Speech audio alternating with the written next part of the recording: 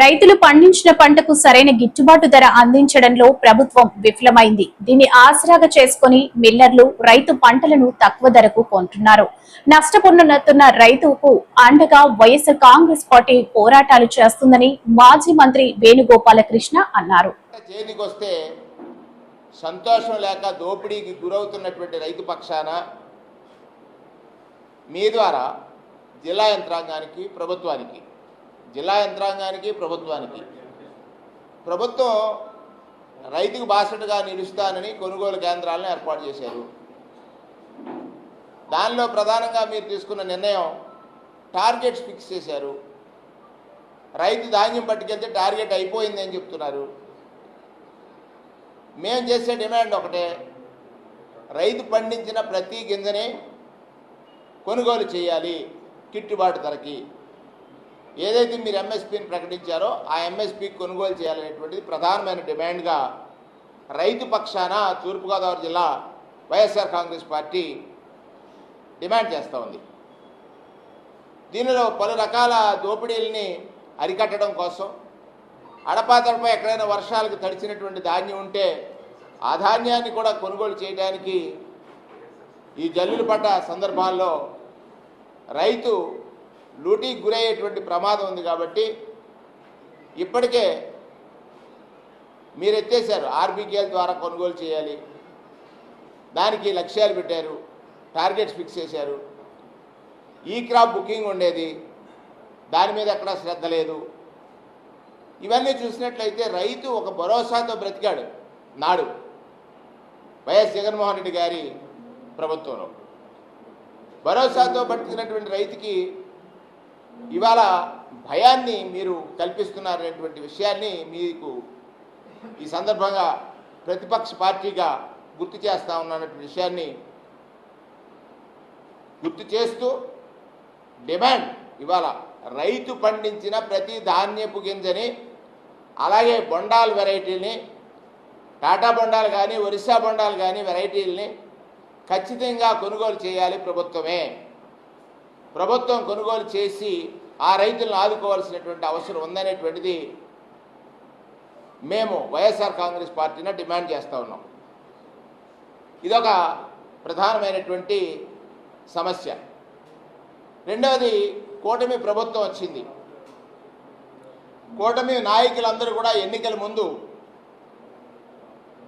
Telugu Desam party అంటే బీసీల party అని, తెలుగుదేశం పార్టీకి బీసీలు వెన్నుదన్నుగా ఉన్నారని, బీసీలను ఆదుకోవడానికి అనేకమైనటువంటి హామీల్ని వారిచ్చారు.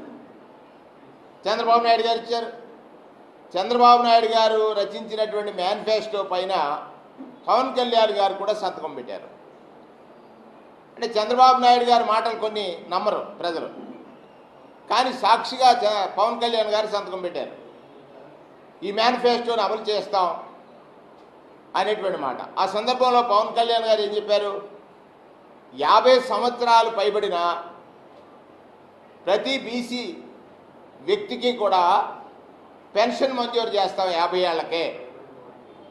బీసీ కుటుంబాల్లో ఉన్న వ్యక్తులకు 50 సంవత్సరాల వయసు ఆడితే పెన్షన్ మంజూరు చేస్తూ ఉన్నారు. నేను వారికి గుర్తు చేస్తూ ఉన్నాను. చంద్రబాబు నాయుడు గారు పదే మీరు గుర్తుంచుకోవాలని మాట్లాడతారు.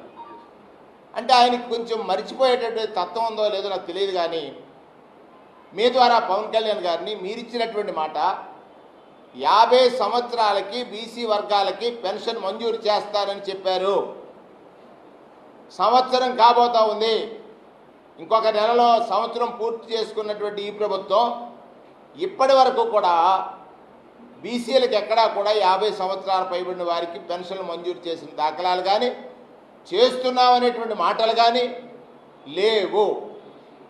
ఈ రకంగా బీసీలందరూ ఎదురు చూస్తున్నారు. అయ్యో కూటమి ప్రభుత్వం వచ్చింది, మాకు 50 ఏళ్లకే పెన్షన్ వస్తుందని ఎదురు చూసేటువంటి బీసీల తరఫున మేము డిమాండ్ చేస్తూ ఉన్నాం. మీరు ఇచ్చినటువంటి మాటని తక్షణమే సంవత్సరం తిరగకముందే మీరు అమలు చేయాలి. ఇప్పటికే సంవత్సర కాలం, విలువైన కాలం కోల్పోయారు. ఈరోజు ఒక పత్రికలో ఏ పత్రిక చూసినా కూడా మత్స్యకార భరోసా 258 కోట్లు 1,29,000 మందికి మత్స్యకార సోదరులకి ఇస్తున్నామన్నారు. చాలా సంతోషం. ఒకటి కూటమి నాయకులను అడుగుతున్నాను, చంద్రబాబు నాయుడు గారిని అడుగుతున్నాను, పవన్ కళ్యాణ్ గారిని అడుగుతున్నాను, మీరు ఒకసారి గుర్తు చేసుకోమని అడుగుతున్నాను. మీరు ఎన్నికల ముందు పెన్షన్దారుల దగ్గరికి వెళ్ళి 4,000 పెన్షన్ చేస్తామన్నారు. చేస్తామని చెప్పి గడిచిన ఇంకొక 3 మాసాలు అంటే మార్చి, ఏప్రిల్, మే 3 మాసాల పెన్షన్ కూడా, అంటే మీకు ఓటు కోసం ఎంత రాజకీయ ఎత్తుగడ వేశారంటే 3 మాసాల పెన్షన్, మార్చి, ఏప్రిల్, మే 3 మాసాల పెన్షన్ కల్పిస్తాం 7,000 రూపాయలు అని చెప్పారు. మత్స్యకారులు చేసుకున్న పాపం ఏంటి? ఇవాళ మత్స్యకార భరోసా అనేటువంటిది ఆన్గోయింగ్ ప్రోగ్రాం. పెన్షన్ ఎలా ఆన్గోయింగ్ ప్రోగ్రామో పెంచిస్తారన్నారు, ఇచ్చారు. అలాగే మత్స్యకార భరోసా కూడా ఆన్గోయింగ్ ప్రోగ్రాం. ఆ సంవత్సరం ఆ మత్స్యకారుడికి ఆసరా దొరకాల్సిన ప్రోగ్రాం. ఇవాళ 20,000 ఇచ్చేటువంటి కార్యక్రమం, గడిచిన సంవత్సరంలో 20,000 కోల్పోయినటువంటి మత్స్యకారుడు వారి తరఫున వారు కోల్పోయినటువంటి 20,000 అంటే 258 కోట్లు ప్లస్ ఇంకొక 258 కోట్లు డిమాండ్ చేయాలని, రిలీజ్ చేయాలని, మత్స్యకార భరోసాని మత్స్యకార సోదరులకు అందించాలని, గత సంవత్సరం వారు నష్టపోయిన ఆ మత్స్యకార భరోసాని 2 సంవత్సరాల కాలానికి మీరు ఏదైతే ఒక సాంప్రదాయాన్ని ప్రవేశపెట్టారో ఆ సాంప్రదాయ ప్రకారంగా అందించాలని నేను డిమాండ్ చేస్తూ ఉన్నాను. ఒకటి, కూటమి నాయకులు ప్రజలకేది గుర్తుండదని అనేటువంటి భావనలో ఉన్నారా? కూటమి నాయకులు